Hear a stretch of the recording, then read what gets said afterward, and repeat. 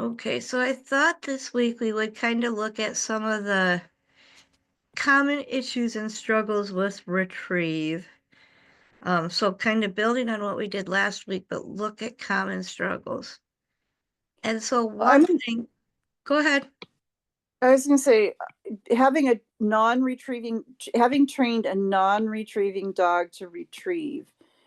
I'm going to say one of the hardest things and one of the biggest struggles I had was just getting her to put the damn thing in her mouth. Mm-hmm. And um, so I don't want anybody to feel icky or bad or they're a failure because their dog won't open their mouth to put the item in their mouth. It's part of retrieve training and it can easily be fixed. It just takes a little bit of patience. So, Patience, time, and finding what will work for your dog, because every dog's a little bit different. right. That And is so, like, actually kind of leading into one of the things that I want to do education wise. But yeah, so that's one of the biggest challenges is getting the dog to actually put non-toy items, like they might do it with a tug or a stuffy or something, but won't do it with anything else. So or I mean, non food, that is one of the biggest things, getting them to put it in their mouth. I think or another even big non th food items. I think another big struggle that they tend to have is, well, we all know of the one where they grab the thing and then run away with it, right? And we could do some trading games to make it more valuable to bring that back. Another common struggle is um, if so, some dogs thrive on repetition and some dogs don't.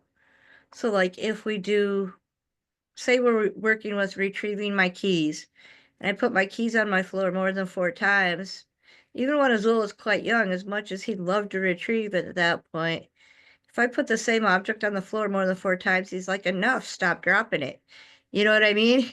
He just gets bored with And it. While other dogs may need to do that one thing 10 times, 12 and times, 15 and times. the dogs that have it's been my experience that the dogs that have um, more intelligence, whether it's they're innately just have more. Maybe Um, it's not intelligence, maybe it's that natural retrieve traits, tendencies. no, this is a dog. So this is a dog that okay, they are really smart. They pick things up really quickly, and if you repeat things too often, they're Mm-hmm. going to say you're repeating it. I already know this. Why are you bugging me with this? I get this attitude from Nick all the Right. time. And I know what it is, and it's like, okay. And then he'll have an epiphany My and he's like, oh, you want me to do that's what you've been trying to get me to do. So it does reason I happen say and what their strengths are is because one dog might be that way with retrieve and might not be that way with something like tuck right. under the chair, or so it varies based on like kind of what their breed traits are, what they were bred to do a little bit, sometimes as to how frequently they're willing to do it in a row before they get bored with it. And it can also depend on their level of understanding because I know like with Nick when he gets frustrated with something, so like if he's trying to understand something and I'm not understanding why he's not understanding it, that's where we end up having issues with him, not with frustration and showing frustration based behaviors. And that's on me. That's my fault for not making it very clear to him. But it's definitely something to look at. If your dog is like going, I only am going to do two repetitions of this because I don't understand it or something else is going on. It's time to. It's not that you're doing anything wrong. It's just there can be difficulty communicating with your dog. And we all have it. We've all done it. We've all been there. And with something as complex as retrieve, expect it to happen at some point. And if they get frustrated, it's time to break off, do something fun, easy that they understand. Um, Lily had a really good point, and this is one that see a lot of people struggle with. So Earl will always give the item back to her, but if it's somebody else, he either drops it at their feet or he just keeps holding it. And that's part of that generalization. And I see countless people struggle with this. It's partly because we work with them so heavily to teach them to do it to us. And and however we're teaching it, no matter what way, they learn that way, and then somebody else does it just slightly different. Like the other person may not cue a drop. They might just hold their hand out. Or they may not hold their hand out at all. So Earl may try to put it in their hand and they're just not thinking that they're supposed to catch it. There's all kinds of different reasons for that to happen. I was gonna say he always gives it to me when I ask him for something, but then I'm not just I'm on his list of approved people, I think. Well, that can play into it too, because if he's too afraid to interact with that person, he may not Right. want to do it. But there's also people that like he may just struggle to read harder because maybe they're not consistent, or maybe he's looking at them like, you're doing it wrong. Will you please put your hand out so I can give this to you? Something to that effect as well. So there are a lot of different reasons that that's a common struggle. Um, Or it could be that they're like my mother and my dog, where Nick flat out won't listen to my mother because he doesn't like her. right. And I don't say that lightly. He does not like it. It's not that he hates her or is evil or mean to her. He just doesn't like her because she's mean to him. Yeah. And And so, generally, Earl waits for Julie to give him the cue to release it for another person. And I think or that's a big one of that communication. He's just not sure what he's supposed to do until well, Julie the other tells thing, he also knows that I have a cookie jar that he can access. him. And I think Which that also could be a big part of it, because if only one yeah, person ever reinforces them for it, they're only going to do it for that one person. If nobody and else reinforces them, if they know, it's part of, yeah, they should do it without a reward, but um what was the thing I said? Oh yeah, see how well I don't know if you've been seeing this meme going around. See how well positive reinforcement works. Tell a balance trainer to work without getting paid. Yeah. So every behavior gets rewarded, there whether we're giving them a cookie or not. Everything gets rewarded one way or another. It all gets right, reinforced. it So gets yes, every reinforced. retrieve gets a reward. It may not always be a treat, but it gets reinforced in some way or another. Always. Right. So, and if the dog doesn't understand what the reward is that's on offer, and this is a very legitimate issue for them not to want to to um, retrieve, if they don't know what's on offer, they may or may not retrieve the item for you. It's just a matter of, and so especially when I'm I reward almost I give something back with every single reward or with every single retrieve, because I want that highly reinforced. It's not always food. It usually is food because we use food kind of as currency. Kind of like, It hey, you might did be this. tossing a toy, it might be playing It might tug, it it might might be be giving giving the belly toy back. rubs. It could be, if I'm asking him to retrieve a squirrel, it might be giving the squirrel back. But every single retrieve gets something because I value that behavior heavily and I want that behavior heavily reinforced. So, the other thing is, if you're having issues, look at what you're using to reinforce. Maybe it's time to think instead to move away from a treat reward. Like if you have a dog like Nick that isn't necessarily super food motivated all the time, you might think about, okay, well, this is a really valuable behavior. I need this behavior. What else can I use to reward this particular behavior in this particular instance so that we can get this behavior moving? And that is a legitimate thing to do, is to look at what your reward is. Would it be better to teach this with a tug and then have him get used to tugging the tug and bringing the tug back? Would it be better to do this with a different value of food? So you want to, if you're struggling with it, that those are some things you want to look at. It's not necessarily going to be what the problem is, but or And those are solve often things that or you're too close to see yourself. So yes, that's where we come in.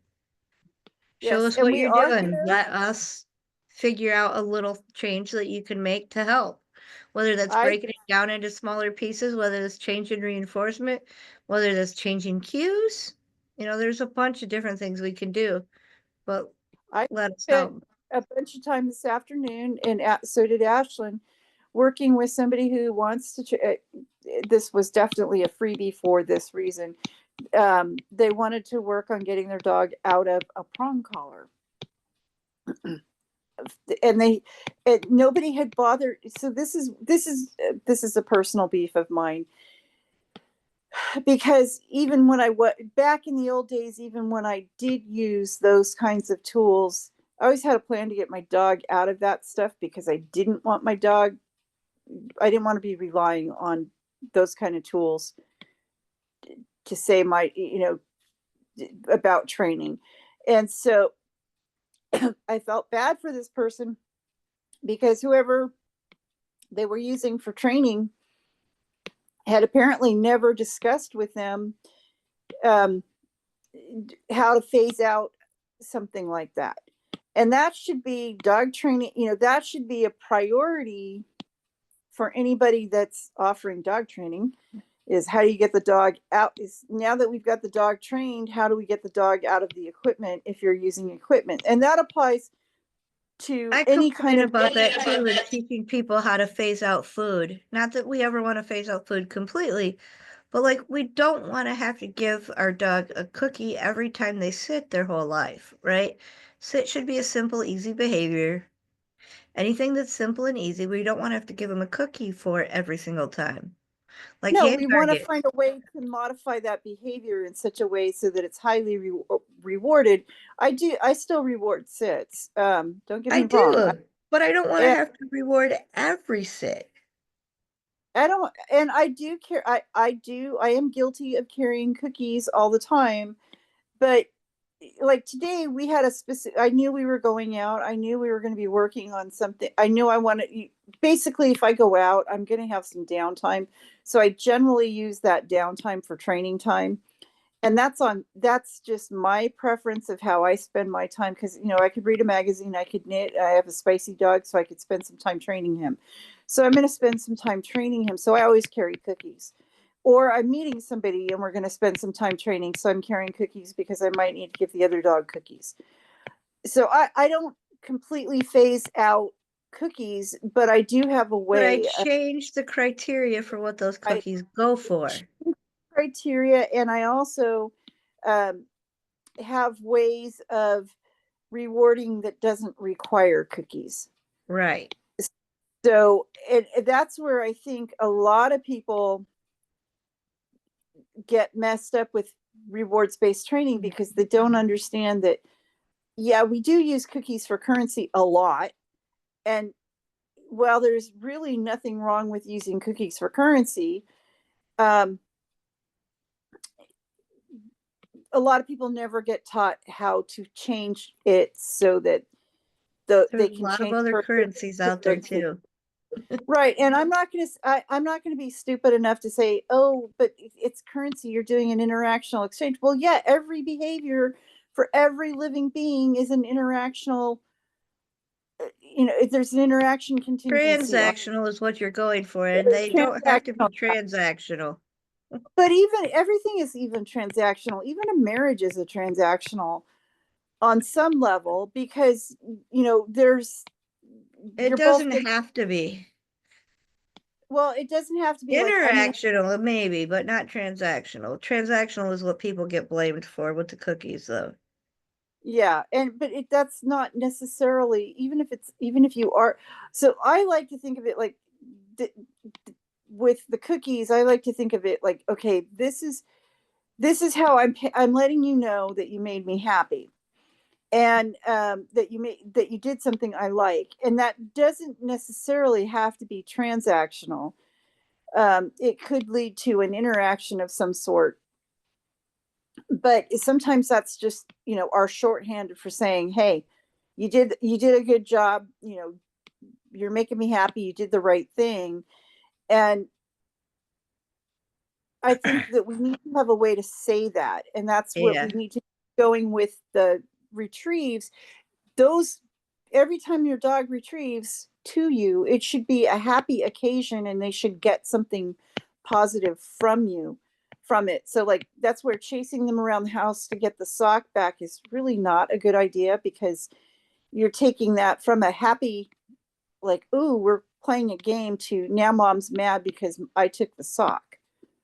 Maybe some So, dogs like the game so much that it's always a positive for them, but it's a stronger positive than what we want. or it's the wrong kind of, it's a positive for them, but it's not a positive for the human, and somebody gets frustrated. Correct. Right, And right. we we want to avoid anybody getting frustrated with this. So we do want to keep it so that we're happy that they're doing what they're doing. And if they take the sock and they don't give it back, the first thing we need to ask ourselves is, how am I failing my dog as a trainer? And I don't mean this is like, I don't want to say failing's not the right word. Yeah. Where did I What where mistakes am I making? Now, what can I do better to make this situation better? What can I do to make this situation better? So, like for Nick, it might be switching. Like if I'm trying to get him to take something and he doesn't want to put it in his mouth, like if it's a retrieve item and it's important to me, I will look at the retrieve item and see if I need to change something on the retrieve item. Like I switched my phone around so that I have a leather case on it because he didn't like the plastic case that I had on it. Mm-hmm. To me, that's not a big deal to switch to make your dog a little bit happy. That's a Just taking reasonable, away something that they don't want to do, something that's aversive to them, and adding something that's positive. making it nicer for them. And so And we not want that to, we're adding the aversive to begin with, it's something that they're naturally finding aversive. some dogs don't like, well, like, okay, so a really good example of stuff Nick doesn't like to retrieve would be, he does not like to retrieve anything off the asphalt that he has to lick, because he finds licking asphalt aversive. And I I think honestly most can't dogs would. I can't say that I blame him for that. I think that's a reasonable thing for him not to like to do. So I try not to ask him to pick up a coin off the asphalt, because I know it's going to taste pretty nasty to him. So we want to look at what we're doing, what can we do to make this most pleasurable for our dog. And sometimes, we're asking them to retrieve, so metal is something that dogs either love or they hate, and they're either Mhm. going to love retrieving a piece of pipe or a key or something of that nature, or they are going to flat out hate it. So if you find, and the same thing can be true of dumbbells, it can be true of just about any other thing you ask them to retrieve. If they don't like, if you're really, really struggling with an item that you're trying to get them to retrieve, and they just don't want to put that in their mouth, and I would say give them the opportunity to see if there's something else that you can get them to retrieve instead. Um, And that so like, brings me into the first video I wanted to show. So I'm going to start getting it ready. Go okay, ahead, keep talking. so so Poe doesn't like to retrieve metal. Poe doesn't like to retrieve. Let's just put it that way. Poe's not a retriever. She will retrieve because she has been heavily reinforced for retrieving. Nick didn't like a plastic phone case. I switched the phone case around. You have to make the decision of, do I really want to push this particular item for them to retrieve in the moment? Or do I Yeah. want to take a step back? This is especially true when you're first teaching the retrieve. Or do I want to take a step back and look at what we can do instead that will work? So, So this retrieve, is my list of what this video is. It's my list of how I build up from dog toys moving up. And it's got a very bad picture in the front. So yes, it does include metal. I forgot to bring my mouse home and my mouse is giving me issues. oh, I love your hand. Yeah. So I I think we have start super both. simple with something like that's in the kitchen, a long wooden, kind of mimics a stick. That's my goal with the hand, the spoon. That I want to mimic sticks, and you could use a stick, but tape actually mimics a ball very much so, but it's a person item. The lid off of a peanut butter, same thing. It'll roll around like a ball. Then I like to go with super small boxes. So this is a meds box, but it was just about the right size, right? It's one of the pill pack boxes and it's empty. Empty cardboard that has flaps on it, like, because they're gonna stick up, it's not gonna lay flat on the floor. If it's totally flat on the floor, it might be hard to pick up, but something like this is gonna at least have some part of it, no matter how the dog knocks it over, it's gonna be sticking up.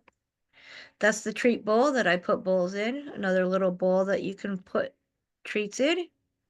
I said to put bowls in, but put treats in and have them actually retrieve the container. But see, the cheap dollar store one broke. The more expensive one did eventually break, but it took a while. Another small little plastic box that's easy. So you don't have to look for items exactly like this. It's the order of difficultness that we're going for. So something soft and fuzzy I'll do, bandanas, socks, if the dog is not a thief. When I'm going with collars and leashes, I'm going to start easy with like a traffic lead or a rope before I go with longer Can I leashes. make a, can I just make a comment about the sock thief, because I have a sock thief and he's still a sock thief. We have just contained the situation in such a way that everybody's happy with it. And I actually, when I had my EGD earlier this week, I actually brought socks home so he could have his own socks. Um, but what you can do is, if you have a dog that, say, has an issue, like they want to steal socks, you can actually turn that behavior into something that you're using for retrieving. So if you know they like to steal socks, instead of turning that into a wrestling match or a, you know an issue where you guys are constantly fighting over it, turn that into turn it around, reframe it for everybody, and make that into a training opportunity where you get the sock out and you play with the sock. And this is where you go and you get your old, all your single socks that got divorces, and you bring those out and you let the dog play Make a with the big single. long tug toy by tying them all May- together. Potentially, maybe Maybe not, you're not stuffing necessarily. balls into them. Something. You could you do Anything. something, anything to make them so that you're okay with the dog playing with them, and the dog is okay, learns that, okay, I'm learning how to retrieve, and yeah, I get to play with a sock, but these are the conditions I get to play with the sock. So instead of turning that into a tug of into a battle, you turn it into something fun and more enjoyable for everybody, and a training opportunity so that you get the skill that you want. And this is what, and that's one of the reasons I'm so pro train your dog teach a retrieve as early as possible, because you can, that's it's a foundation to me. It's a foundation skill for all dogs. I think all, now that I have dogs that retrieve, I think all dogs should retrieve, um, because it's super simple to teach most dogs, especially if you teach as a puppy. And It can get harder with age with some breeds. it definitely can get harder with age, but if you teach it as a puppy, the other the other benefit you have is you have a way of managing unwanted behavior, because nobody wants a sock thief. Um, we can A counter obviously, surfer. or a counter surfer. And if we can take these behaviors we don't like and turn them into behaviors that we can live with or utilize, it's better for everybody involved. It's better for the dog, it's better for the human, it's just better all the way around. So we want to take these opportunities where, okay, yeah, this is not necessarily a desirable behavior in this dog in this moment, but hey, you know what, we can turn it into something that we can use and we can work with. And But for the so most part, sorry, I thought you were done. Yeah, pretty much. Okay. For the most part, everything that we've seen in this video so far has been generally pretty easy, pretty soft, fits in the dog's mouth. And I want to go through a bunch of different items like that. So easy for the dog to pick up, easy for them to get so it's not flat, it's got some depth to it. All kinds of good stuff like that. And then once they can do a ton of items that are super easy to pick up, I'm going to go to a little bit harder. So these two items that are on the screen right now, the reason they're a little bit harder is the black bag, at least at the time. Um, so it's bigger than Belle's nose. It's not huge, it's not heavy, but it's bigger than her nose. So she had to kind of figure that one out. And the clear plastic one is um it's just a super hard plastic. It's meant for a cheap underwater camera, but that also is a reminder of don't use things that are important to you. That is not important to me because the camera never worked right and I hated it. So it was a good, it's small, but it's hard. And the harder the surface, the more challenging it'll be for beginning dogs. And the other thing to keep in mind is these are things you do not want to go out and buy. These are Correct. things Look in your house you for items look that are in your close house to it. Not and necessarily close to it, but meet the same bill. They're too big or they're too small or they're soft or they're hard or they're lightweight or they're heavy. generally speaking, something that if it gets destroyed by the dog accidentally, it's not going to be the end of the world. Always, always something that you don't care Um, if it gets chewed out and gets a puppy tooth in it or if it gets broken. so like if you have an old remote, or I now save phone cases, and it sounds silly, but I Well, that's save. what this camera case was. It was just an old one that's never going to get used again. Right. If so, I save them for the next puppy, the next client.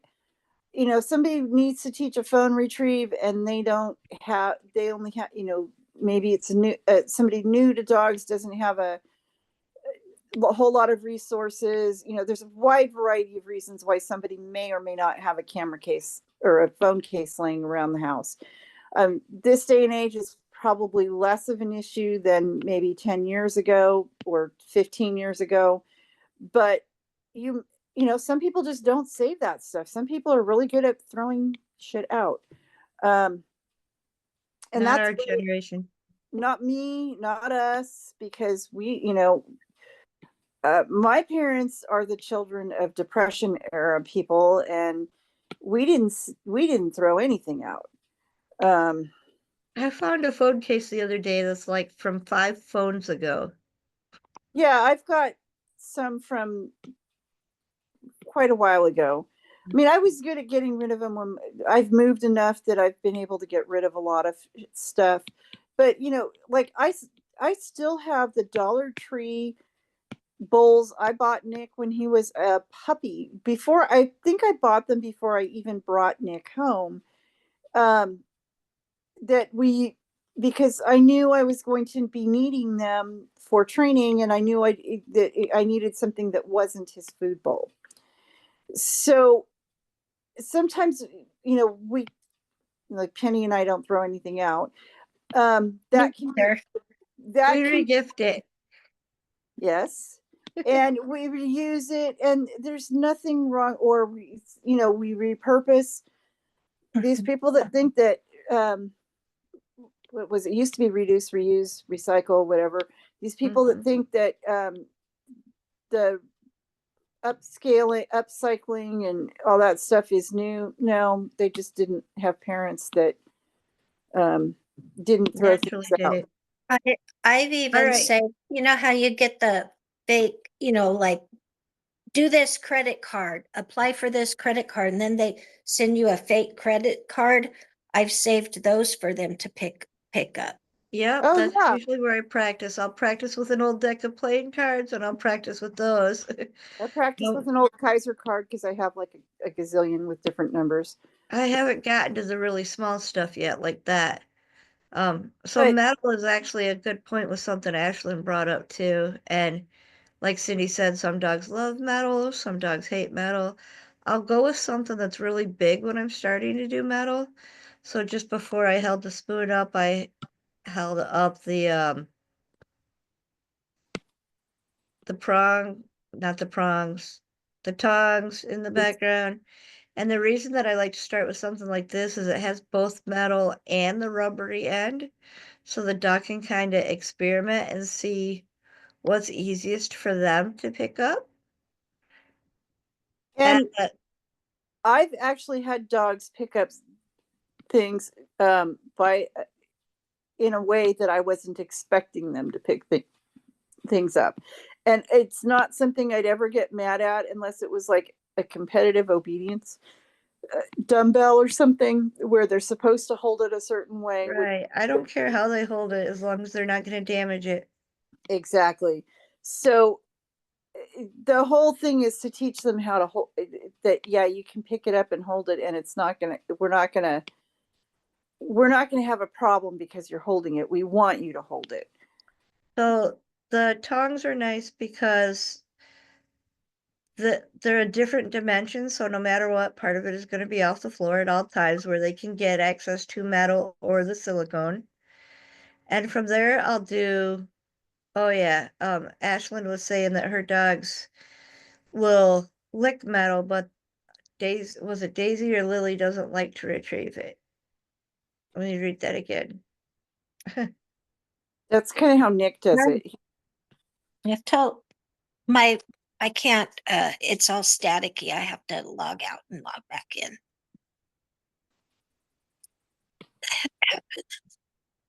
Robin joined us as well, but yeah, trying to catch back up on the ones I missed. Robin can't talk and she's not really listening, she's just watching. Lily doesn't enjoy, that's what it was. And Ashlyn waits until she knows the dogs have a gentle mouth before she asks them to start retrieving things. So So spoon is if you're, the metal. I'm, can I just throw this out? If you want to teach your dog to retrieve glasses, and it's actually a really good skill for them to have if you are like me and you wear glasses and you lose glasses. Um, I taught Nick to retrieve glasses using Dollar Tree glasses. So you can buy reading glasses at Dollar Tree. I guess they're $1.25 now. But that's still a lot cheaper than having them eat your expensive prescription glasses. Yep, there's a lot of cheap alternatives out So there.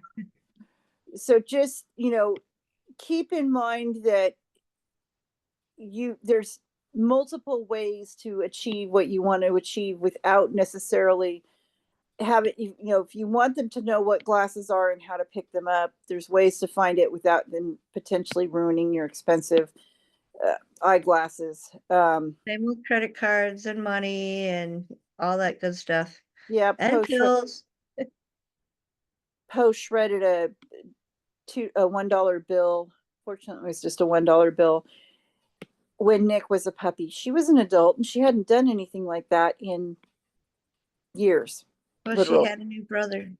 she had a brother and she acted. I don't want to say I guess the term is technically acted out, but you I expect that. like the metal spoons because A, if you use like a fork or a knife, it's a little bit harder.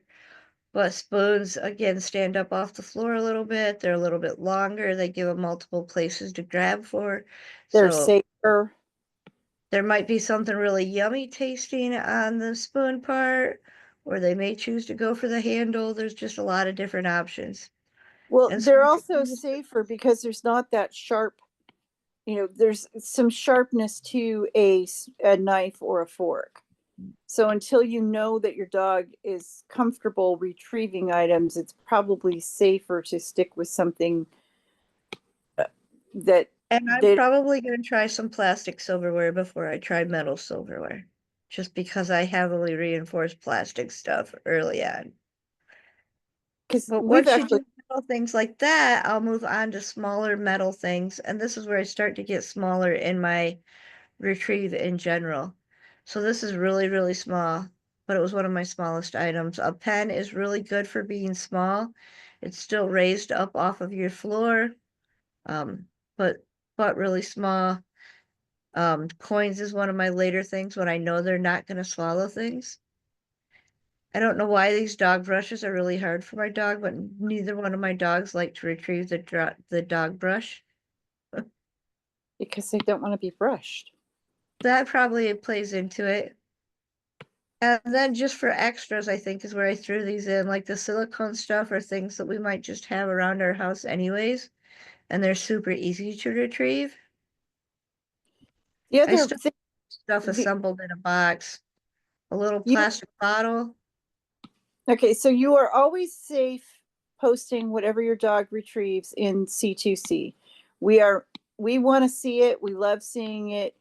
Just be cautious when you post things that your dog is retrieving in other groups. Like I would never post the fact that Nick retrieved medication for me in some groups because I don't want to listen to a bunch of crap, even though I know what was going on and what was happening. And I know my dog and I know it was a safe situation or I wouldn't have done it. If you don't want to deal with internet bullying, just be cautious of where you post stuff your dog is retrieving because not everybody understands that you can, especially pet dog groups, because people just totally freak out when your dog does something in a pet dog group that is something that's a service dog behavior that we would go, yeah, that happens all the time. That's supposed to happen. Some people just like, what? You had your dog retrieve that? That's inappropriate. And you're going, yeah, but I need him to retrieve that. So be aware, we will always be happy for you, whatever your dog is retrieving, whether it's politically correct or not. But be cautious that not every group understands what go, Julie added that also we do have to consider temperatures. And not yes. only like the temperatures of the item that we're having them retrieve. For example, she's mentioned an ice pack and how it took a minute because when Earl picked it up, it was cold. And I've had my dogs retrieve ice cubes not because I wanted it, just because it's something they like to play with anyways. um, but you also like if you live where we live where it's freezing cold, you may have to be careful asking them to pick up certain items outside.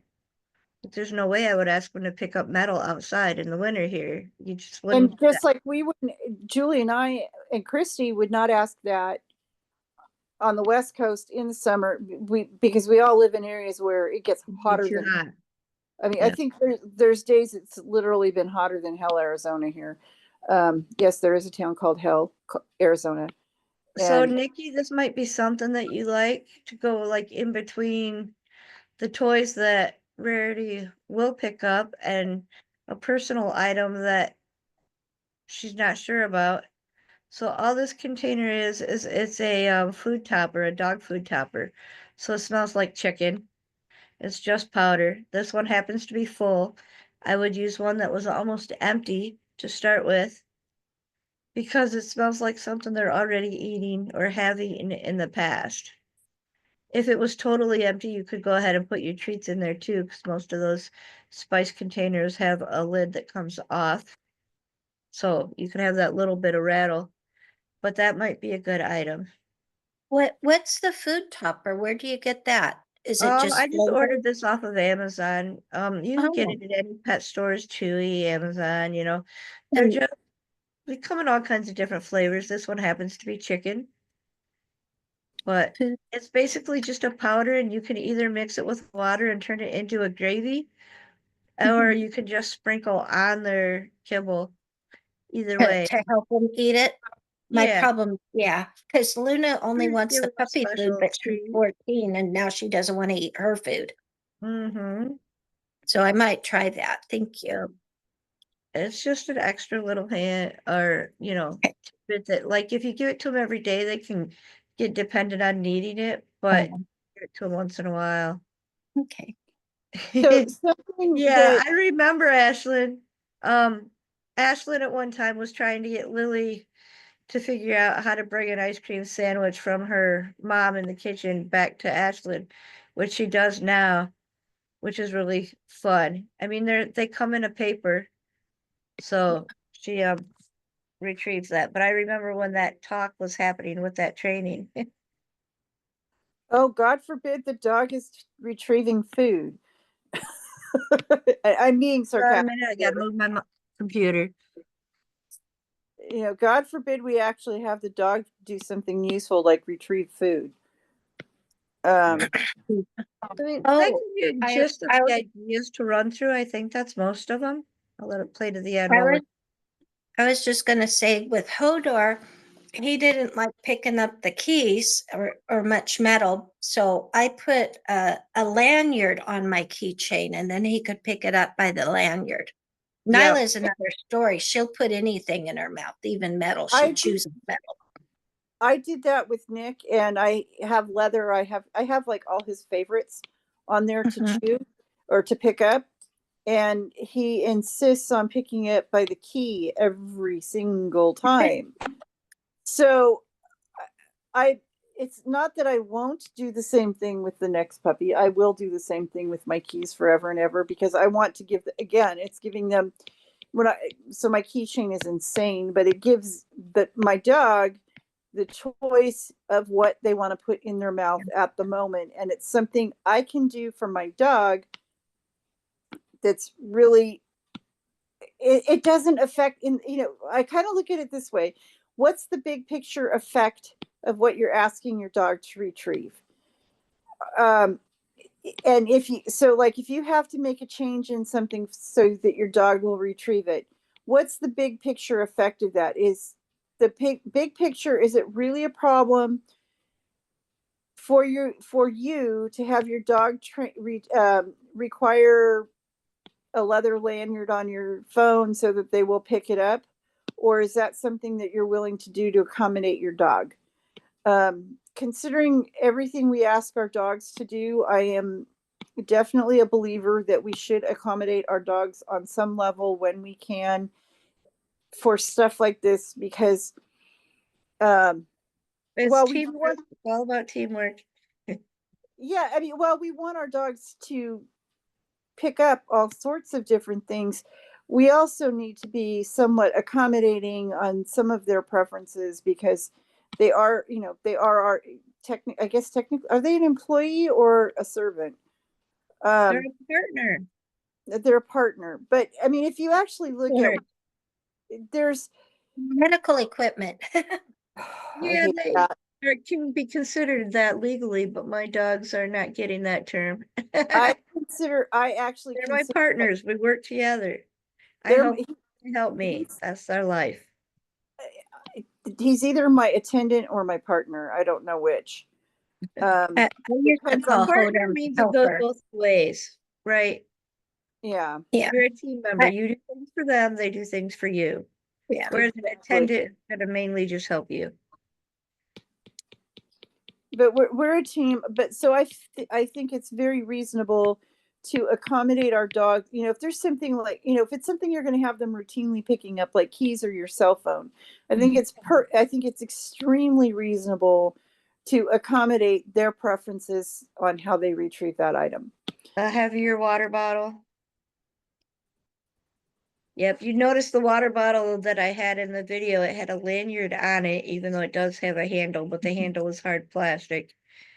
And that because it's metal and it sometimes bangs around if it's full, it also has a cup cozy on the bottom of it, which just gives it that cushion so that if it happens to bump into, say, my metal, um, my baby gate that's up, or if it drags on the floor, it's not making a weird sound from the heavy material of the water bottle on the harder surfaces. So so that's another dog accommodation. Mm-hmm. And again, Penny and I both think, we get reasonable accommodation for a lot of stuff. Why not let our dogs have some reasonable accommodation too? So I know that Nikki's been working on having Rarity pick up the leash. Is there anyone else who is like working on a specific object that they, you know, I guess I'm not gonna say struggles or successes. Are you working on any specific object at the moment?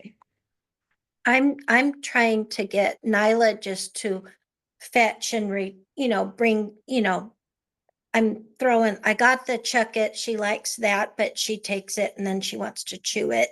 And Right. then, but I've gotten a couple of those, they're rope balls.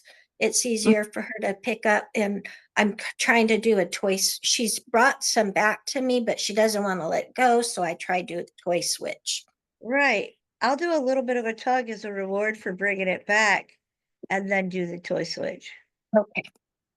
Yep, that tug it becomes more motivating to a more reinforcing. I Yep, still tug with, I turns still your tug, bottom.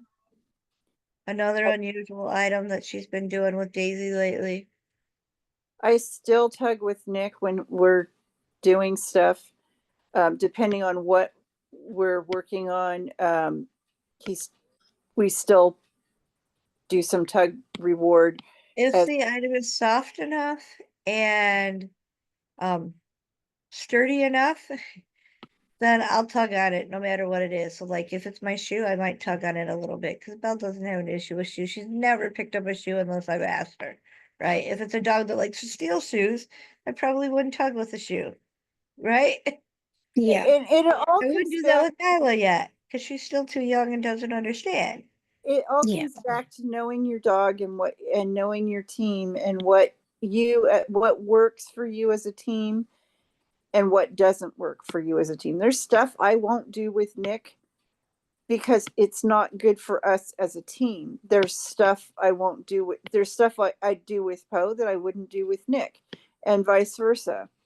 Um, so it's okay, and it's okay if you have more than one dog to have more than one set of rules based on the dogs that are currently, the dog that you're working with, because different dogs have different tolerances for different things and different abilities and different strengths and weaknesses. Like I would let Poe sniff after a cat. I don't want Nick doing that unless it's under a very controlled situation, because Poe has had pet kittens that she's very good friends with, and Nick thinks cats are a chew toy. Mm. So it's okay to have different rules. So like if you have rules for Luna that you don't have for Nyla, that's fine. Yeah. And I'm sure Julie has different expectations and rules for Earl that she didn't have for I'm drawing a blank, Julie. You can shoot me now. She just said it too. It was up in the chat, but I don't want to scroll up. Um why can't I Milo. think of Milo? Yeah. It's like I should know Milo's name. Milo might as well be part of this community. So every dog is going to have different rules, and that's fine, because if you think about it, when you were a kid you probably had different rules than your siblings. That's just, Ashley used the shoes with Daisy, like because Daisy started chewing on them. So Ashlyn taught her how to trade with shoes. Like I'm sure she probably taught her how to trade with other things too. But she specifically put the shoes on a trade cue because Daisy was starting to chew on the shoes. and that's a very reasonable thing to do. If the behavior is a problem behavior, and it's something that you can fix by reframing how the dog sees that particular issue, that's a really elegant solution to a problem. So it's because instead of saying, oh, you can't have this, it's you can have this under these conditions, so everybody gets what they want. You don't get your shoes chewed on, your dog still gets to interact with the shoe that they love, and everybody's happy. So Nikki, I don't want to put you on the spot, but But he's going to. rarity up, do you want to show us like what you're doing, where you're struggling with for us to pinpoint? Have you tried other things besides the leash that were not um dog toys? I'm just trying to figure out the best place to help you.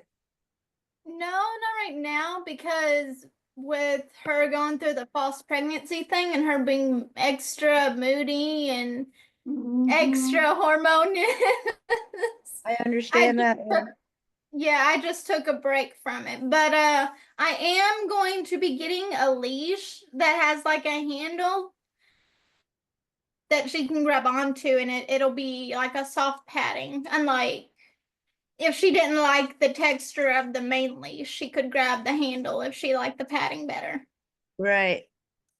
I would try something smaller first. Like not super small, Okay. not tiny, but traffic leads are super lightweight and it's easier. Um, you could also go with something, like a bungee cord or like a Velcro strap if you connected the Velcros together so she didn't have like the pointy part. Um, there's a lot of different little things that are similar to straps like leashes without it being a full leash. And then Penny and I will both agree on this, and probably Ashlyn and maybe even Julie. Leashes are kind of like shoes. A woman can never have enough. And Um, they come in all different colors, yes, and styles and sizes, length and shapes. and textures. I mean, you got to have a leash for every occasion. Um, Right? so like I have a leash that I specifically use for service dog stuff. And I use it a lot for other stuff because it's my favorite leash, but it was purchased specifically to be a service dog leash to match Nick's gear. And I just really happen to love this particular leash, so it's the one I use the most. But you're going to have favorites and you're going to have less favorites, and you're going to have leashes that are appropriate for some things and not appropriate for other things, and that's fine. Um, it's a lot cheaper to have a bunch of different leashes than it is to have a bunch of different harnesses. Oh yeah. Um, so, although I think Penny and I would probably agree on this one that harnesses are kind of like purses. You have to have a You have bunch to of have those almost as too. many as you do leashes. Yeah, you got to have a harness to go with every leash. And I so, try to only have two harnesses at a time for my dogs, although they're above that at the moment. well, so if you're like All Nick, in between. She's been wearing old stuff, even though there's nothing wrong with it, but like she's been wearing his old stuff because she outgrew her harness. And she and might like be getting a new one in soon. Nick has multiple harnesses because he's got a carting harness, he's got a work harness, he's got a go for a walk harness, he's got a tracking harness, he's got and it's okay to have multiples, because there are dogs that they're, I don't want to say they're not a fashion accessory, but we take them more places, we take our dog more places than we take most pairs of our shoes. So they do need to be, some people need their dog fashion coordinated with them. That's fine. Some people don't. I But, tried to you keep know, a harness that's like, not that it's the work on this, you have to work in this harness because my dogs work in and out of gear no matter what. But like I try to have a work harness and a play harness. And by play, I mean like when they put the play harness on and I'm specifically for that, it's when I know we're going to get dirty. Like right now we have all this wet, slushy, yucky, muddy stuff because the snow is melting. And so, to even just go for a walk, they needed a play harness to go for a walk because I knew their bellies were going to be totally muddy.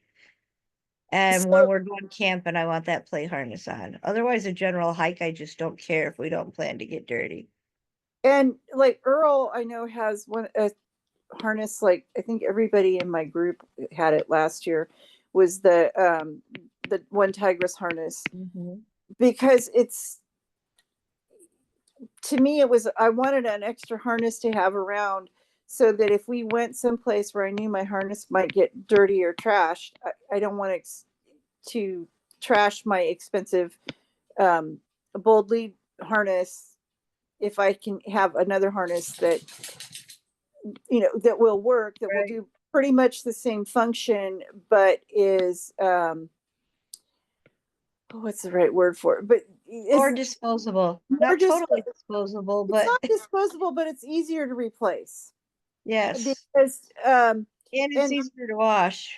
it's easier to clean, it's easier to wash. So it's like if we go to a trial, you know, like if we go to a karting trial and we're going to be out in the mud, you know, out in the dirt all weekend, although most show dog people don't like to get dirty, but I want to be able to have the ability to, okay, yeah, this is the harness that we wear when we're at a trial, so that if it gets trashed, it's not the end of the world. Or if Mhm. another dog, you know, you have a bad experience with another dog at the show. Um, so it's perfectly reasonable to have. I don't want to say gear whores, but it's perfectly reasonable to have more than one set of gear for your working dog. It's very reasonable. And I think most service dog handlers are somewhere in that realm of actually having multiple Do you lots of gear. consider it an actual problem when your children get you dog gear for Christmas? My children don't buy me gifts, so no. I got a case of poo bags for Christmas. Not just poo bags, but a case of poo bags. Over 900 poo bags. I think that's a good thing. It My was sister great. got my sister got my nieces all poo bags one year. I don't remember what she got the cat person, but she got everybody that had a dog poo bags. Yeah, I personally don't see that as a problem, but I thought it was great. It might last me a year yeah, I mean, I because I got the dog training center where I use more than the typical person would. well, I use them 4 times. I use them every time Nick poops because we're in an apartment complex. So Right, and I I don't have don't. So I that. buy them by the case, and because my attitude, I don't trust the apartment complex to have them available to me like they're supposed to. But you buy them by the case, so you get like 1,000 at a time. Yep. I didn't even know it was possible to buy that many at once. Yeah, and I mean that's why I buy them that way, because I just don't. I go through 2 to 3 poop and you know, if Poe's around, I'm going through a lot more than when Poe's not here, and so I just figure that's, you know, the expense of having a dog in an apartment complex.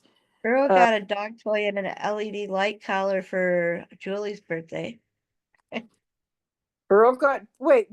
Earl got presents for Julie's birthday.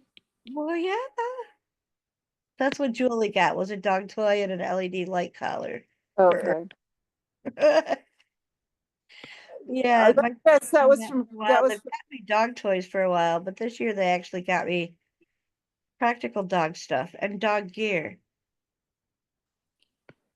including a dog harness. It was just too. and for those that can't afford it, for those that have people that will buy them stuff like that.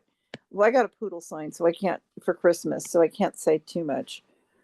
Um, so, but it's reasonable to have multiples of things, because it's the other thing that it's nice for is like if you go on a trip, it's really nice to have, if you have the ability to take an extra harness, it's really nice to be able to do that, because then if you do have an equipment malfunction, it's not as big of a disaster. You know, if we have an equipment malfunction at home, because, you know, let's be realistic, things break. But if you have one at home, it's much easier to deal with because you know where to go get your supplies. You probably have something at home. But if you have one when you're on You're gone vacation, for the weekend, even. an You extra dog got for the one and just weekend. go buy a Yeah. new one while you're there. Yeah. I mean, so it's just nice sometimes to have extra gear. We got way And off then, topic. yeah, but this goes back to the retrieving thing with Rarity, because Rarity was having trouble with the leash. So don't feel guilty about buying a new leash, even if you only are buying it for retrieve practice. That's a You could perfectly valid. also go to the dollar store and get a cheap puppy leash that you're not too worried about because they are Right. super lightweight. And that way it's only for retrieving. You're not using it out for walks or whatever. You're just practicing with retrieve. Or you're using it for puppy care, like Christy's doing. Yep. I mean, you could also then tie like knots in the leash to make it easier for her to pick up so it's not flat. If it's a cheap dollar store one, just to get her used to having that texture in her mouth. Or if you can also do it with a piece of rope or a piece of what's that stuff called? I'm having word finding issues. Paracord? Paracord, yes. I'm having word finding issues tonight. So bear with me.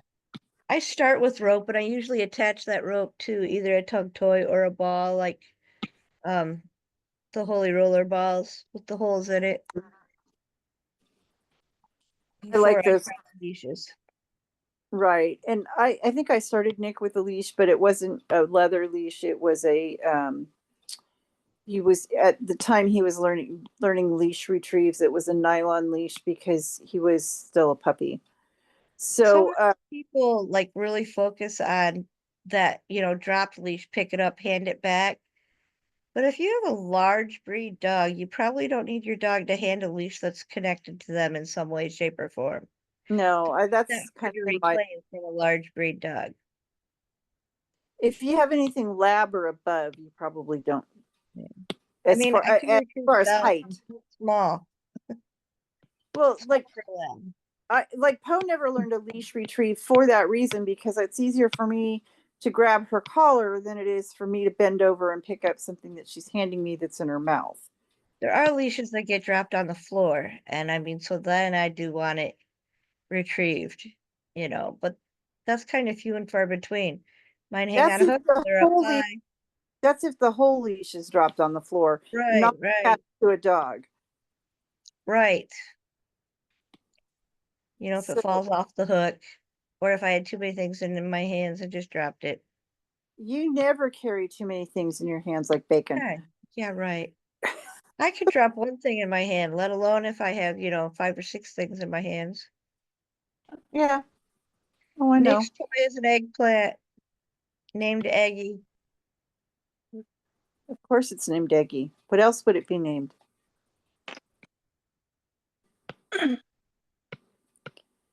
What else would Earl name his eggplant?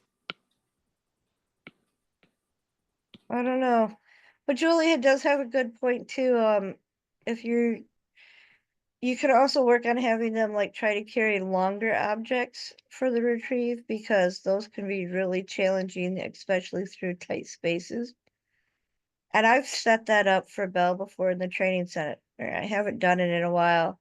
Like if I have 2 chairs that she's supposed to go through, and like I practice with them picking up like longer tug toys or something. So if they have a narrow space to go through and something longer, they can't just run through or they're going to get stuck, right? Because it's going to hit the walls.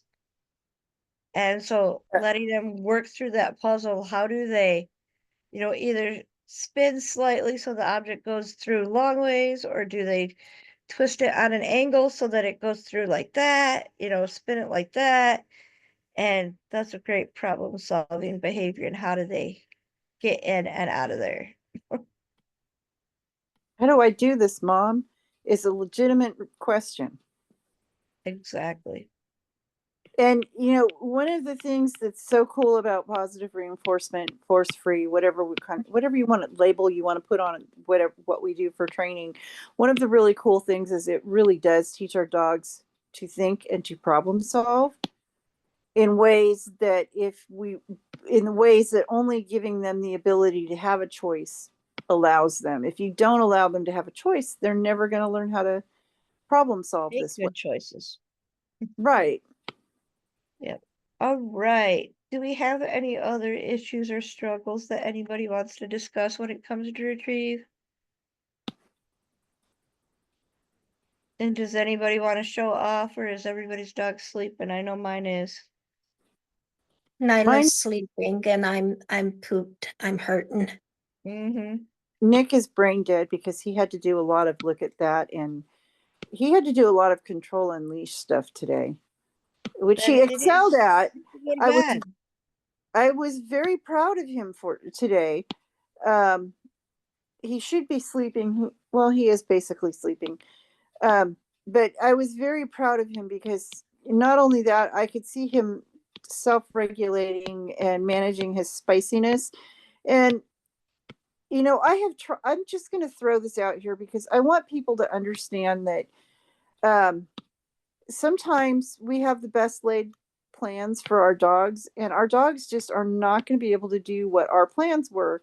I had all these great plans for Nick being doing all these trials and doing all these fun behaviors and stuff. And he just was not socially mature enough to do this stuff when he was a puppy. And And a lot of dogs are not. I don't think he was socially mature enough to do this stuff a year ago, some of the stuff he's doing a year ago. And it's okay, even if your dog is a service dog, it's okay for your dog to not meet we want them to meet certain standards, but it's okay for them to not meet everybody else's expectations and even your own expectations, as long as you're willing to give your dog a chance to do what they need to do. Like Nick is An example of that in the task world is that so my first service dog did some DPT on my neck with a migraine, and Azul learned how to do it when he was young, but he absolutely hated it. So it would take me a little bit to get him to do it now because we just simply didn't do it. It that's better than a heating pad, but I can make do with a heating pad or other sources of heat versus that. So knowing that he didn't like it, we just didn't do that. And so there are certain things that, if it's not something that your dog is going to do, maybe, or doesn't enjoy doing, maybe you just don't ask for it. Like Azul to this day is not a cuddler unless he's in a freezing cold bedroom. And and, Beth is wedged up tight against me because she's a cuddler. She just likes to do that, especially at night. and Nick isn't super cuddly that way, which is ironic because, you know, he and Earl are besties and they're somewhat related. They're from the same they have House. They're from the yeah, same they're house. from the same kennel. And they, you know, they have very different they have a lot of very similar, apparently similar enough that people that don't know them knew they were related and what kennel they came from. But they also have they also have very big differences. Earl's not near as flighty as Nick. And you know, Nick is it's just really interesting to see Nick mature over those last year or two. And but I don't want you know, I don't want anybody to think, well, just because, you know, Julie's dog does that, so my dog should do that, or Cindy's dog does that and Penny's dog does that, so why can't my dog do that? Well, your dog may be just a different dog in a different, you know, in a different place than I. Comparison. It gets us all the time when we compare ourselves to others. Ashlyn Yeah. had a really good point that I don't want to go unnoticed. So because she tends to use a lot of retractables because it is easier with her disability for her dog to be on a retractable when in a safe environment. It's not something that's super easy to retrieve because of its shape and its hardness. So she has a paracord tab on her retractable leash to make it easier, which could also be a go-between to any leash you wanted the dog to get used to. If they didn't like the texture of the leash, but they were used to paracord pull straps, you could put a paracord pull strap on any leash until they got used to it.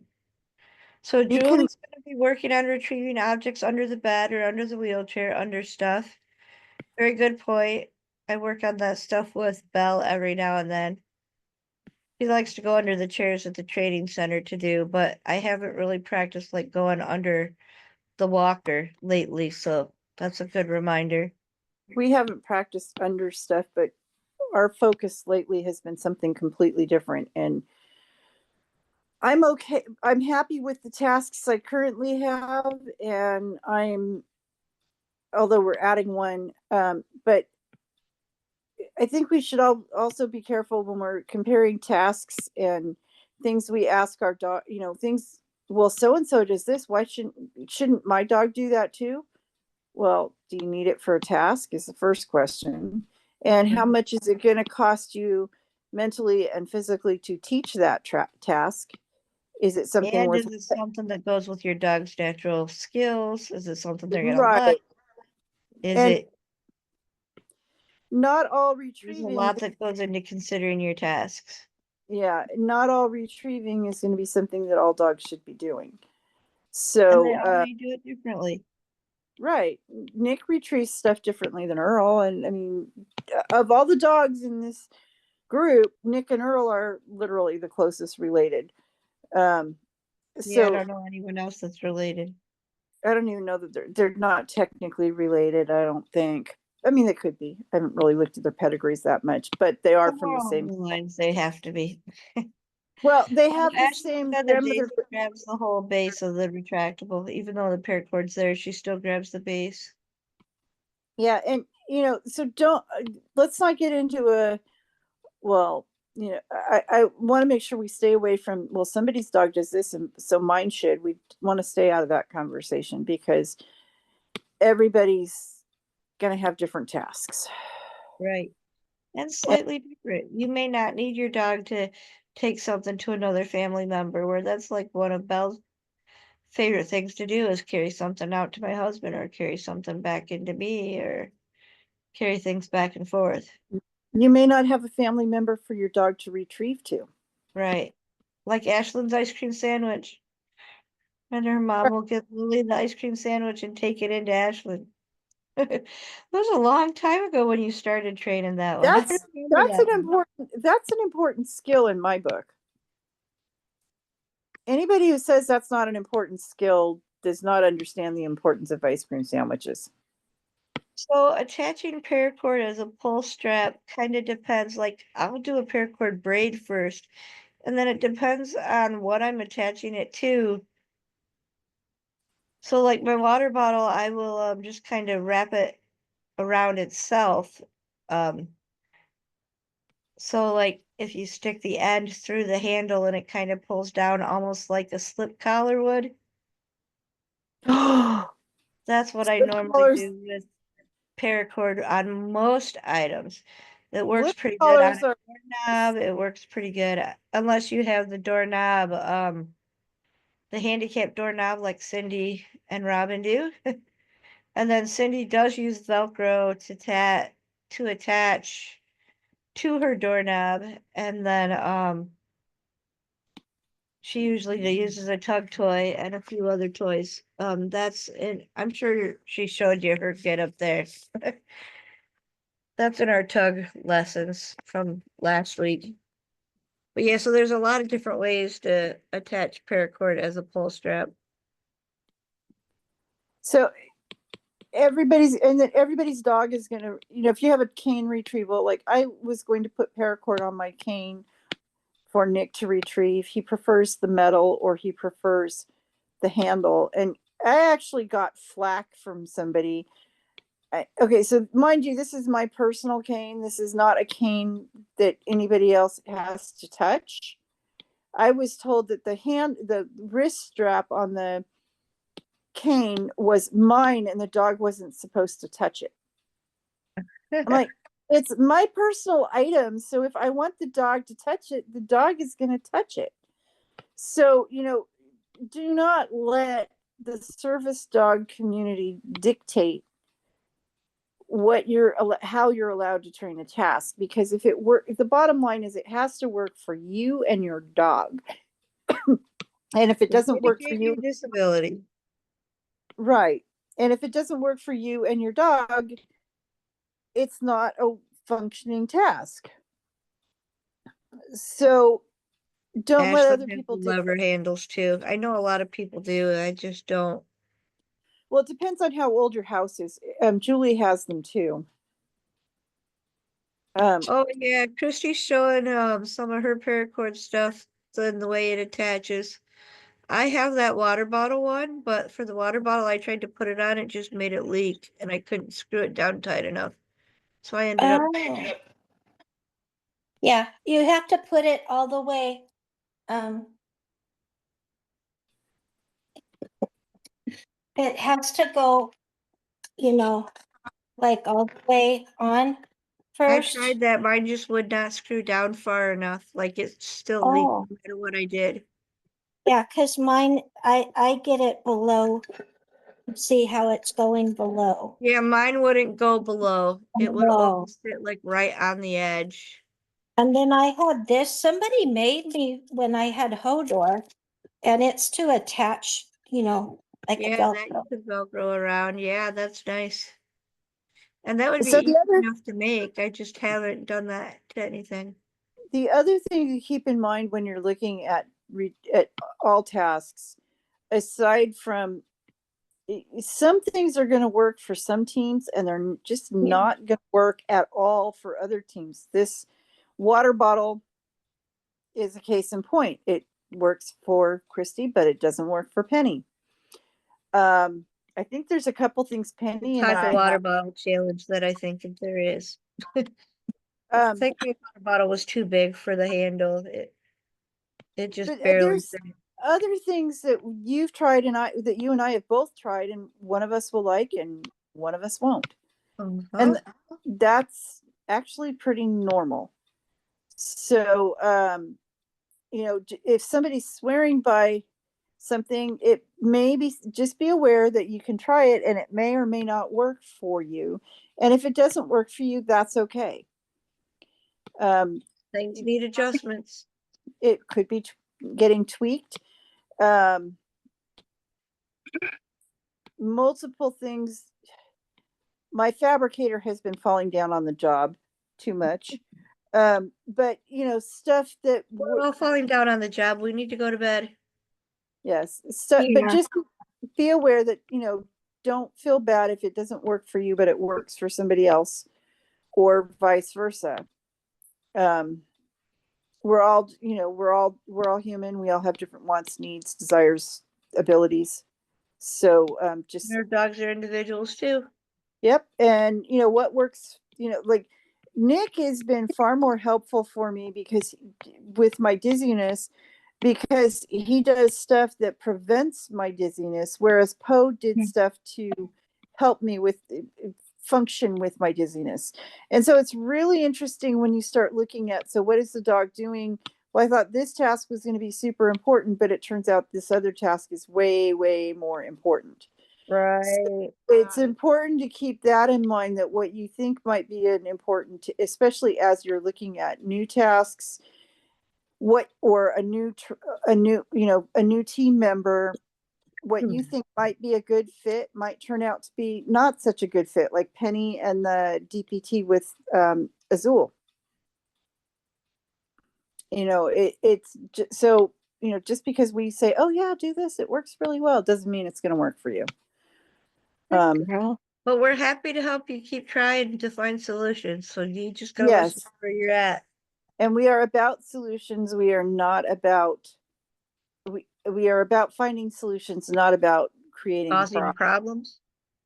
Yeah. I don't know, although I've been stirring up shit lately, so in places I probably shouldn't be stirring up shit, but oh well. Sometimes you just have to be obnoxious. All right, on that note, let's all go to bed. Okay, Yeah. we'll talk with you guys later because we've been on for like an hour and a half. Yep, see you guys Friday. Okay. And Bye-bye. all right, bye-bye.